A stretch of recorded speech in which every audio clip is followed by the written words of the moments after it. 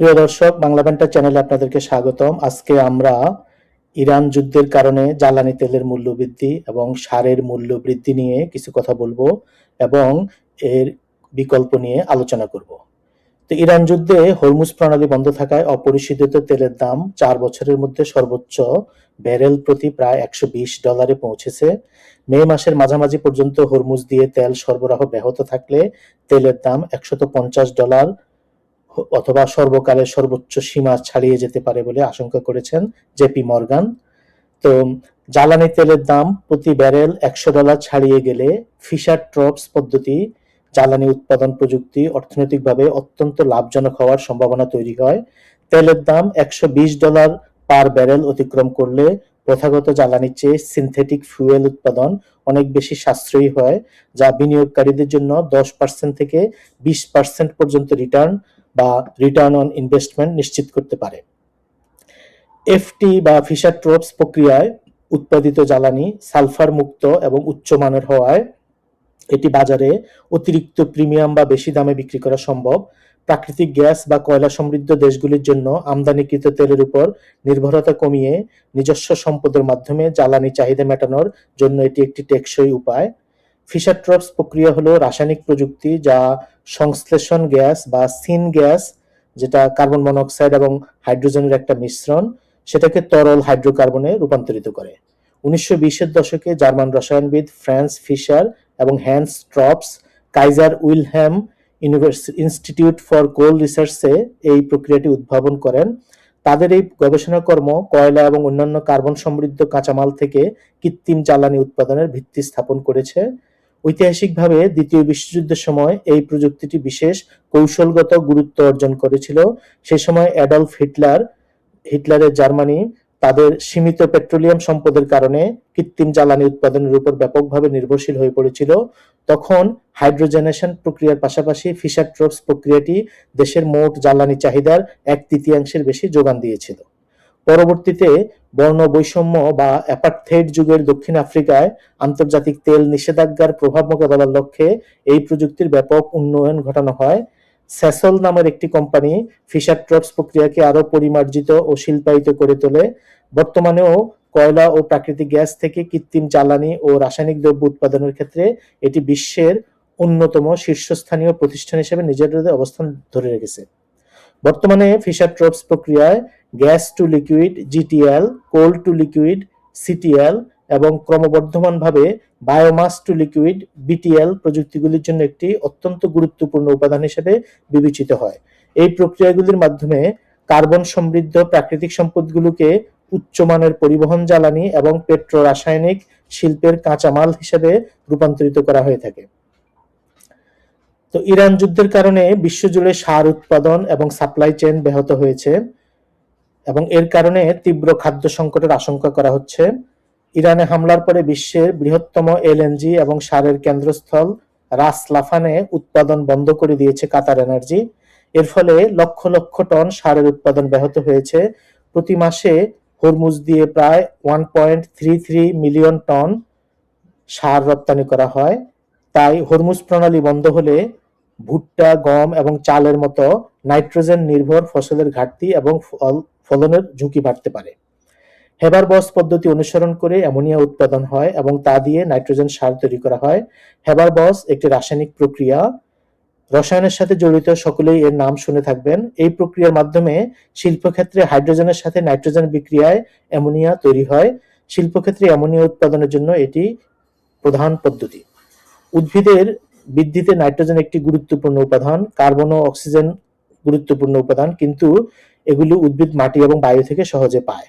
যদিও বাতাসের 78% নাইট্রোজেন, তথাপি বাতাস থেকে উদ্ভিদ নাইট্রোজেন গ্রহণ করতে পারে না।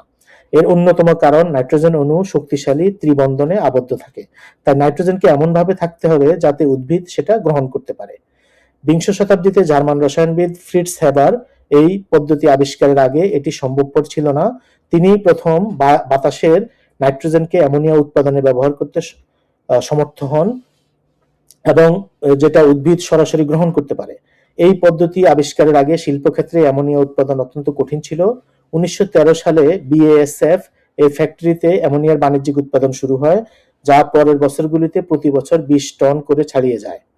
যদিও অ্যামোনিয়া উৎপাদনের রসায়ন সুপ্রতিষ্ঠিত এবং শিল্পায়ন অত্যন্ত শক্তি খরচ হয় এবং এটি জীবাশ্ম জ্বালানি পরিকাঠামোর সাথে গভীরভাবে জড়িত। নাইট্রোজেন গ্যাস বাতাস থেকে পাওয়া গেলেও হাইড্রোজেনের জন্য মানুষ এখনো প্রাকৃতিক গ্যাস বা মিথেনের উপর নির্ভরশীল।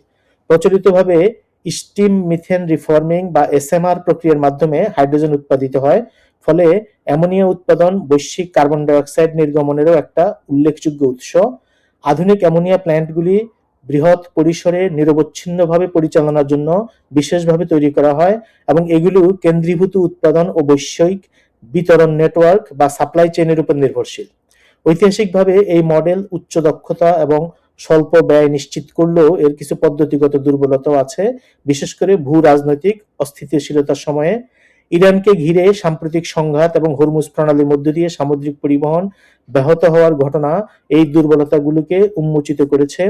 বৈশ্বিক জ্বালানি ও রাসায়নিক বাণিজ্যের একটি গুরুত্বপূর্ণ সংকীর্ণ পথ হিসেবে হরমুজ প্রণালী পারস্য উপসাগরের প্রধান উৎপাদন কেন্দ্রগুলি থেকে প্রাকৃতিক গ্যাস, অ্যামোনিয়া এবং নাইট্রোজেন ভিত্তিক সারের পরিবহনে সহায়তা করে। এই পথের কার্যকর অবরোধ উৎপাদন ক্ষমতা এবং বাজারে প্রবেশের মধ্যে একটি সংযোগ বিচ্ছিন্নতা তৈরি করেছে, যার ফলে বিপুল পরিমাণে অ্যামোনিয়া ও সার আটকে পড়েছে এবং একই সাথে বৈশ্বিক মূল্যের অস্থিরতা সৃষ্টি হয়েছে। এই ব্যাঘাত বর্তমানে হেবার-বশ মডেলের একটি মৌলিক সীমাবদ্ধতাকে তুলে ধরে। যদিও নাইট্রোজেন ও হাইড্রোজেনের যোগান আছে, এমন যে কোনো স্থানেই অ্যামোনিয়া উৎপাদন করা সম্ভব। তবে ঐতিহাসিকভাবে এর অর্থনৈতিক কার্যকারিতা নির্ভর করছে সস্তা জীবাশ্ম জ্বালানি এবং প্রতিষ্ঠিত রপ্তানি পরিকাঠামোযুক্ত অঞ্চলগুলিতে কেন্দ্রীভূত উৎপাদনের উপরে। তো যখন এই সরবরাহ শৃঙ্খলগুলি ব্যাহত হয়, তখন এর পরিণতি কৃষি ব্যবস্থা জুড়ে দ্রুত ছড়িয়ে পড়ে। সারের ঘাটতি এবং মূল্য বৃদ্ধি সরাসরি ফসলের ফলনকে প্রভাবিত করে, বিশেষ করে আমদানি নির্ভর অঞ্চলগুলিতে, যার ফলে বৈশ্বিক খাদ্য নিরাপত্তার ঝুঁকি আরো বেড়ে যায়। প্রকৌশলগত দৃষ্টিকোণ থেকে এই সংকট হেবার-বশ সিস্টেমের কাঁচামালের প্রাপ্যতা এবং সরবরাহ ব্যবস্থা উভয়ের উপর দ্বৈত নির্ভরশীলতাকে তুলে ধরে। এই অবরোধ কেবল তৈরি সারের পরিবহনকে সীমাবদ্ধ করে না, বরং প্রাকৃতিক গ্যাসের মতো উপকরণগুলিকেও প্রভাবিত করে, যা বিশ্বব্যাপী হাইড্রোজেন উৎপাদনের খরচ বাড়িয়ে দেয়। এই দ্বৈত ব্যাঘাত এমন একটি ব্যবস্থার অন্তর্নিহিত ভঙ্গুরতাকে প্রকাশ করে, যা অশান্তির সময় ভারসাম্য নষ্টের কথা চিন্তা না করে কেবল অর্থনৈতিক দিক ভেবে তৈরি করা হয়েছিল। এই প্রেক্ষাপটে টেকসই ও বিকেন্দ্রীভূত অ্যামোনিয়া উৎপাদনের দিকে উত্তরণ একটি প্রযুক্তিগত ও কৌশলগত অপরিহার্য ঘটনা।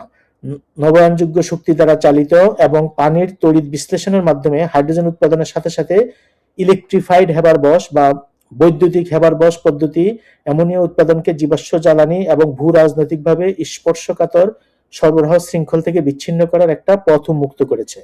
এই পদ্ধতিগুলি অপেক্ষাকৃত ক্ষুদ্র পরিসরে এবং যেখানে ব্যবহার হবে তার নিকটে স্থাপন করা সম্ভব, ফলে দীর্ঘ দূরত্বের পরিবহনের উপর নির্ভরতা হ্রাস পাবে এবং আঞ্চলিক স্বয়ংসম্পূর্ণতা বৃদ্ধি পাবে।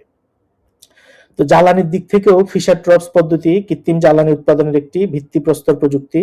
বিংশ শতাব্দীর শুরুতে বিকশিত হয়ে এই প্রক্রিয়া সিনথেসিস গ্যাসকে অনুঘটকের সাহায্যে বিভিন্ন ধরনের হাইড্রোকার্বনে রূপান্তরিত করতে সক্ষম, যার মধ্যে gasoline, diesel, jet fuel, lubricant এবং পেট্রোকেমিক্যাল ফিডস্টক রয়েছে। অর্থনৈতিকভাবে ফিশার-ট্রপস প্রযুক্তি বিশেষভাবে আকর্ষণীয় যখন অপরিশোধিত তেলের দাম বেশি থাকে, যখন স্বল্প মূল্যের কার্বন ফিডস্টক যেমন অব্যবহৃত প্রাকৃতিক গ্যাস বা কয়লা সহজলভ্য হয়। যদিও প্রাথমিকভাবে খুব ব্যয় এবং উচ্চ মূলধন ব্যাপার আছে, তারপরে পরিবেশগত এবং উদ্বেগ ও প্রতিবন্ধকতা রয়ে গেছে। তারপরেও বায়োমাস ফিডস্টক এবং কার্বন ক্যাপচার প্রযুক্তির মাধ্যমে আধুনিক উন্নয়নের মাধ্যমে টেকসই জ্বালানি উৎপাদনে ফিশার-ট্রপস সংশ্লেষণের সম্ভাব্য ভূমিকা সম্প্রসারিত হয়েছে। সামগ্রিকভাবে ফিশার-ট্রপস প্রক্রিয়া একটি গুরুত্বপূর্ণ রাসায়নিক প্রযুক্তি হিসেবে রয়ে যাবে এবং বিভিন্ন কার্বন সম্পদকে উচ্চমানের তরল জ্বালানি ও রাসায়নিক মধ্যবর্তী পদার্থে রূপান্তরিত করতে সক্ষম এবং পরিবর্তনশীল বৈশ্বিক জ্বালানি প্রেক্ষাপটে এর ধারাবাহিক প্রাসঙ্গিকতা নিশ্চিত করছে। তো একইভাবে সার উৎপাদনের ক্ষেত্রেও গ্রিন অ্যামোনিয়া উৎপাদনের দিকে এখন অনেকে নজর দিচ্ছেন এবং বিশ্বব্যাপী অনেকেই সারের বিকল্প খুঁজতেছেন। তো দেখা যাক, ইরান যুদ্ধের কারণে জ্বালানি এবং সার এই দুই শিল্পে ব্যাপক ধরনের আঘাত এসছে এবং এর বিকল্প সবাই খুঁজতে শুরু করেছেন।